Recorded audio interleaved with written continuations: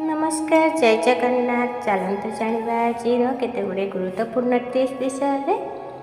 जदि चाउल भरी रही कौन पात्र कला पिंपुड़ी बाहर ताहले जानी रखु यह एक शुभ संकेत।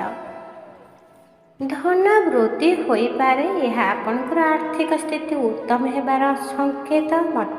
जदि चाकरी मिलूना तेरे सका उठी नित्य कर्मचारी सूर्यदेव को जल चढ़ावा सह 7 प्रकार दाना मिसाई पक्षी को खाइबा दियो। जदि बहु चेष्टा सत्वे आर्थिक समस्या पीछा छाड़ूना, निजर घर पूर्व दिगरे एक छोट पात्र लुण भरी रखु, किंतु यह मझिरे मझिरे बदलाइबा उचित। यह घर नियमित रूप से चंदन अगरबत्ती जलांतु।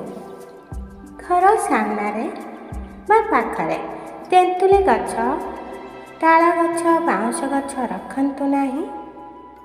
यह अमंगल हुए। रविवार दिन आमिष खातु नहीं एवं क्षीर हुंतु नहीं, यह मध्य अमंगल होइथाए। आपण जो डबारे अटा रखुंट से 5टी तुलसी पत्र और 2टी केसर दाना रखिले आ देखिए बहुत शुभ होता है। सहित गहम सब शनिवार दिन बेसइबे और से चना निश्चिंत मिसेबे। चंदन सुगंध रे घर नकारात्मक ऊर्जा दूर है सर्वदा। यह धन देवी माँ लक्ष्मी बास होता है एवं यह द्वारा घरे आर्थिक समस्या दूर हुए।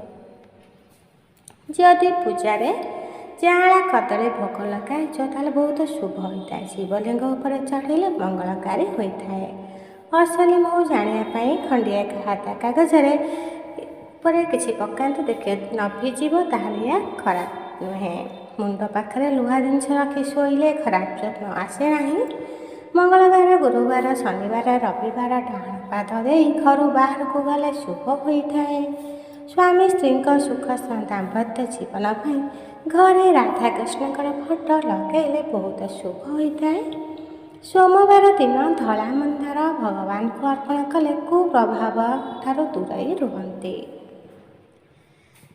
वर्षा दिने खाई सारा पर जदि मो सहित केबे दही केबे भी खातु ना, यह देहपाई बहुत खराब होता है। अमावास्या, पूर्णिमा, एकादशी रे दूर यात्रा करंतु नहीं, यह अशुभ फल मिलता है। रविवार दिन आमिष खातु नहीं। एसबू कले घरे आर्थिक समस्या देखादेव। तेणु जदि आपण घरे जदि आर्थिक समस्या देखा जाउची, गोटे छोट पितल ढाल कॉइन भर्ती करी घर पश्चिम पटे रखी गोटे नाली कपड़ा बांधि दिंतु। घर कबाट बा झरका पर पलटा लुगा कि गामुछा रखंतु नहीं। टंका गणिला बेले केबे छेप मारी टंका गणंतु नहीं, यह अशुभ होता है। जदि पश्चिम दिगरू कला पिंपुड़ी आसुथिबार देखिए घर भितर, ताहले यात्रा आपण जो जाउछंती यह यात्रा जीवार जोग देखा दे पारे। वास्तु अनुसार कला पिंपुड़ी भगवान विष्णुकर बास बोली जना पड़े। तेणु घरे कला पिंपुड़ी बाहर गोटे प्रकार जीवन में संपन्नता और सुख समृद्धि वृद्धिर संकेत होता है।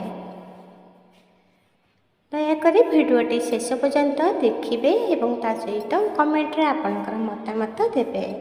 गुरुवार और शनिवार दिन लुहा जिनिष एमती कौन लुहा जिनिष आपण बिकतु ना, यह द्वारा अमंगल होता है। बुढ़ी आनी जाल घरे रहिबा, राति झाड़ू करवा, अंधार भोजन करवा, फुंकिके दीप लगेगा, ये सब किसी जिनिष अच्छी जहाँ करने द्वारा घरे अमंगल होता है, अभाव अनटन लगी रही है। ता सहित घर को बंधुबांधव जो आसुँच आप असुख पाइबा, ये सब कले घरे अभाव लगी रही है।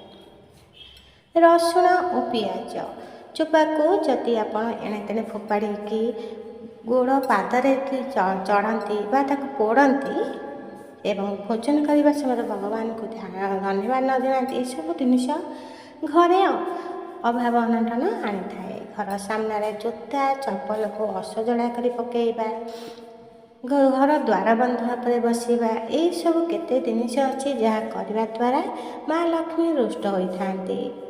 ଭିକାରୀ ଓ ସାଧୁମାନଙ୍କୁ ଅପମାନିତ କରିବା, ଗଛ ତଳେ ପରିସ୍ରା କରିବା, ଶ୍ମଶାନରେ ଯାଇକି ସେଠି ଯେତେବେଳେ ଶ୍ମଶାନରେ ଯାଉଛନ୍ତି କି କୌଣସି ଲୋକଙ୍କର ଶବଦାହ ହେଉଛି ହସିବା କଥା ନୁହେଁ, ଭିକାରୀ ସାଧୁଙ୍କୁ ଅପମାନ କରିବା କଥା ନୁହେଁ। ଏସବୁ କାର୍ଯ୍ୟଠାରୁ ନିବୃତ୍ତ ରୁହନ୍ତୁ। ପିଇବା ପାଣି ରାତିରେ ଖୋଲା ରଖିବା କଥା ନୁହେଁ।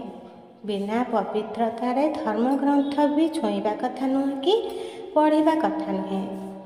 ମହିଳାମାନେ ଯେତେବେଳେ ଚୁଟି କୁଣ୍ଡଉଛନ୍ତି ବସିକି ଚୁଟି କୁଣ୍ଡେଇବା କଥା, କି ମହିଳା ହୁଅନ୍ତୁ ପୁରୁଷ ହୁଅନ୍ତୁ ସମସ୍ତଙ୍କ ପାଇଁ ଏହା ଯେ କେବେ ଠିଆ ହେଇକି ଚୁଟି କୁଣ୍ଡାନ୍ତୁ ନାହିଁ, ଚିରା ଫଟା ପୋଷାକ କେବେ ପିନ୍ଧନ୍ତୁ ନାହିଁ, ସକାଳେ ସୂର୍ଯ୍ୟୋଦୟ ହେବା ପର୍ଯ୍ୟନ୍ତ ଶୋଇ ରହିବା ଉଚିତ ନୁହେଁ। ରାତିରେ କେବେ ବି ଭାତ, ଦହି କିମ୍ବା ଛତୁଆ ଖାଇବା ଉଚିତ ନୁହେଁ। ଏହା ଅଶୁଭ ହେବା ସହିତ ଆର୍ଥିକ ସଙ୍କଟ ଦେଖା ଦେଇଥାଏ। ବାସ୍ତୁ ବିଜ୍ଞାନ ଅନୁସାରେ ପଞ୍ଚମୁଖୀ ହନୁମାନ ଯଦି ଆପଣଙ୍କ ଘରେ ରଖିଲେ ତାହେଲେ ଏହା କରିବା ଦ୍ୱାରା ଆପଣଙ୍କ ଘରେ ଉନ୍ନତି ହୋଇଥାଏ ଏବଂ ଧନ ସମ୍ପତ୍ତି ମଧ୍ୟ ବୃଦ୍ଧି ପାଇଥାଏ। ଦୁଇଟି